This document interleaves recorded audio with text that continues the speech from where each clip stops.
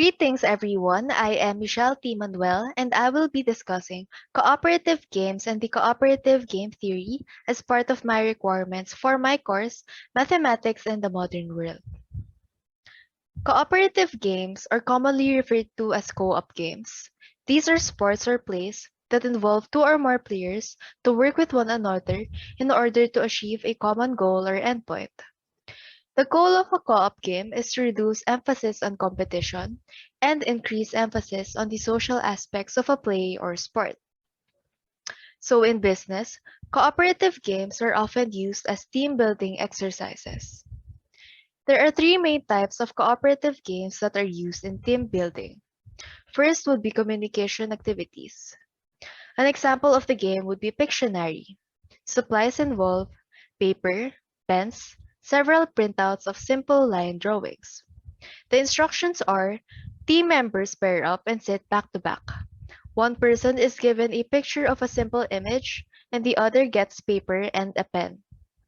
The person holding the picture gives verbal instructions to their partner for how to draw the image they have been given. At the end of a specified time, drawings are shared among teams and evaluated for accuracy. Second would be problem-solving activities.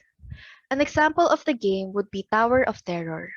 Supplies involve uncooked spaghetti, masking tape, string, and marshmallows. The instructions are team members must use supplies to build a 2-foot tower within a specified amount of time. The tower must be capable of standing on its own for 5 seconds or the task will be marked as incomplete. Last but not the least, trust building activities.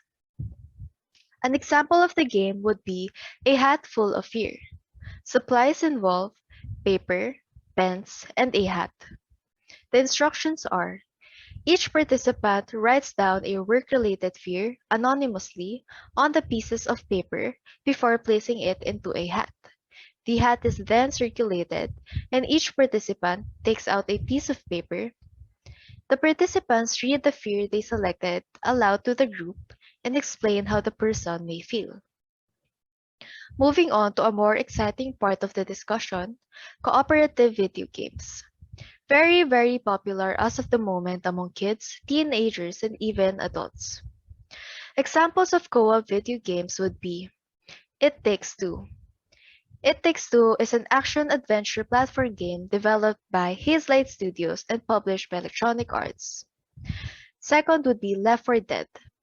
Left 4 Dead is a series of cooperative first-person shooter survival horror video games published by Valve. Third is Valorant. Valorant is a team-based first-person hero shooter set in the near future. Players play as one of a set of agents, characters designed based on several countries and cultures around the world. In the main game mode, players are assigned to either the attacking or defending team, with each team having 5 players on it. Second to the last would be Mobile Legends.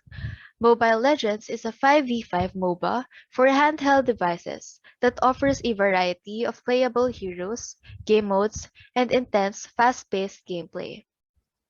And lastly, Apex Legends. Apex Legends is a free-to-play battle royale hero shooter game developed by Respawn Entertainment and published by Electronic Arts. It is a strategy battle royale shooter game that features legendary character-based gameplay, best-in-class squad battles, and fast-paced combat that cemented the game's place as one of the top shooters. Multiplayer gameplay allows players to join forces with two friends and compete with other mobile players. Combine each legend's unique skills to master team roles and synergize plays.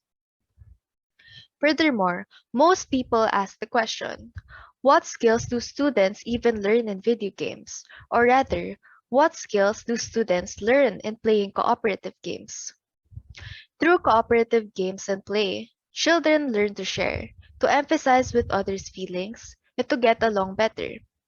When students work towards a common goal rather than against one another, destructive responses become helpful ones.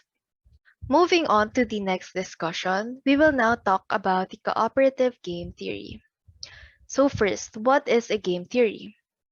Game theory is a theoretical framework for conceiving social situations among competing players.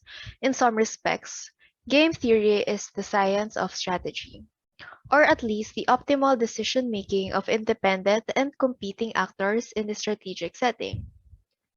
There are many types of game theories, but cooperative and non-cooperative game theories are the most common, and we will only talk about cooperative game theory. So the question is, what is a cooperative game theory? Cooperative game theory assumes that groups of players, called coalitions, are the primary units of decision making and may enforce cooperative behavior. Consequently, cooperative games can be seen as a competition between coalitions of players rather than between individual players. The basic assumption in cooperative game theory is that the grand coalition, that is, the group consisting of all players, will form. One of the main research questions in cooperative game theory is how to allocate in some fair way the payoff of the grand coalition among the players. Furthermore, cooperative game theory is also widely used in economics. Aside from its definition, I will also give you some examples to help you follow through with it. First example would be the ice cream example. There are three kids, Joshua, Clarence, and Montano. Joshua has $6, Clarence has $4, and Montano has $3. They do not care about the money they have, but they just want to consume as much ice cream as they can. There are three ice cream tubs. One of them is a small size containing 500 grams and it costs $7. The medium-sized tub is 750 grams, costing $9, while the last tub is the biggest size with 1,000 grams and it would cost an $11. And so the question is, what is the optimal way of doing it? Let us first look at these points. As we can all see, nobody can afford to buy any ice cream as their money is insufficient enough to buy individually. No kid has more than $6 or $7, and the starting price of the ice cream is $7. But they can pool their resources together and buy some ice cream and share among themselves. They can even buy the biggest tub, and they are free to divide the ice cream between themselves as they wish to, if and only if they all share their money with each other. Now, we will focus on calculating the Shapley value. There are three main players named Amanda, Bart, and Christine. An example is that Amanda, Bart, and Christine shared the meal together, but they shared fries, spaghetti, and many more. It is hard to figure out who should pay for what. Now, presented on the screen are the characteristic functions V of C. As mentioned earlier, A is Amanda, B is Bart, and C is Christine. If Amanda were to eat alone, she would pay 80. If Amanda and Bart were eating alone, their bill would be 80, but here is the value of the grand coalition A, B, and C. It is 90. So, the actual bill at the end of the day would be 90. And then we also see here the other possible values of coalition. Next is the Shapley value that is shown on the screen, and I will be explaining it in a while. So, we once again have our characteristic function V of C, and what we do is we consider every permutation of players, and we calculate the cost of each player as if they were paying the value of the grand coalition in turn.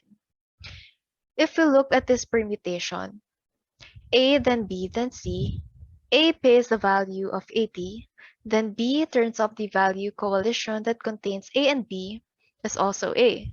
So B pays nothing, then finally, C turns up to make up the grand coalition, and C must pay 10 in order to complete the value of 90. For the last example, if we swap A and B, but A still pays 80, but C, however, when we look at A and C, they have a value of 85. So C would now be paying 5, and then B would have to make up for the rest to make it up to 90. So the final permutation would be 85, 5. So we calculate these for all permutations and then take the averages of the values. And finally, this would be the bill paid by each player.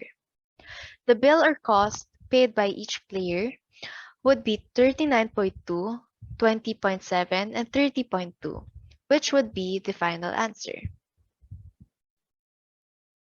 These are my sources. This marks my presentation. Thank you for listening.